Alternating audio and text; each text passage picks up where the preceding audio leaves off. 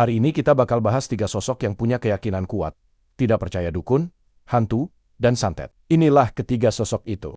Marcel Radival, si pesulap merah yang gak percaya dukun. Zawin Nur yang santai mendaki gunung tanpa takut hantu. Dan Ferry Irwandi yang secara terang-terangan menantang santet.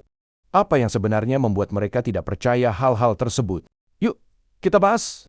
Kita mulai dengan Marcel Radival, atau lebih dikenal sebagai pesulap merah. Dia ini dikenal karena berani membongkar trik dukun yang dianggap cuma akal-akalan. Menurut Marcel, semua yang dilakukan dukun itu bukan ilmu gaib, tapi permainan psikologi dan manipulasi alat. Beberapa kali dia bahkan sampai datang langsung ke rumah dukun buat menguji mereka. Dan yang menarik, sejauh ini belum ada dukun yang berhasil membuktikan kemampuannya di depan Marcel. Berani banget kan? Dukun tuh cuma nipu orang yang gampang percaya. Tapi, apa Marcel nggak pernah takut kalau tiba-tiba ada dukun yang serius ngebuktikan ilmunya? Sampai sekarang, Marcel tetap teguh sama pendiriannya. Dukun cuma memanfaatkan kelemahan psikologis orang. Lanjut ke Zawin Nur. Mantan stand-up comedian ini sering mendaki gunung dan sering membahas cerita-cerita mistis yang terjadi di sana.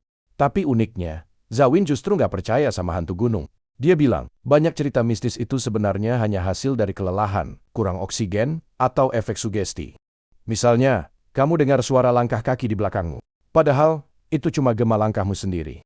Atau bayangan aneh di hutan, yang ternyata cuma ranting pohon yang diterpa cahaya bulan.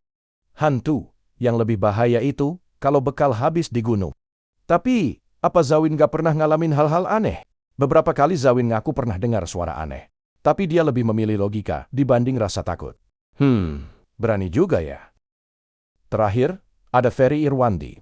Ferry ini dikenal sebagai sosok yang berani menantang santet secara terang-terangan. Di beberapa kesempatan, dia bahkan pernah bilang kalau santet itu nggak ada. Bahkan, dia secara terbuka mengundang siapa saja yang merasa bisa menyantet dirinya untuk membuktikan ilmu mereka. Menurut Ferry, santet itu nggak masuk akal. Kalau bisa menyakiti orang dari jarak jauh, kenapa nggak dipakai buat tujuan yang lebih berguna, misalnya nyembuhin penyakit?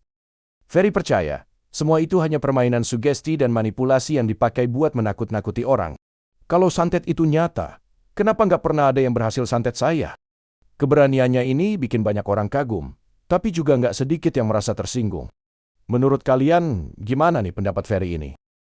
Dari Marcel Radival, Zawin Nur, sampai Ferry Irwandi. Mereka punya satu kesamaan, nggak takut buat melawan hal-hal yang dianggap mistis.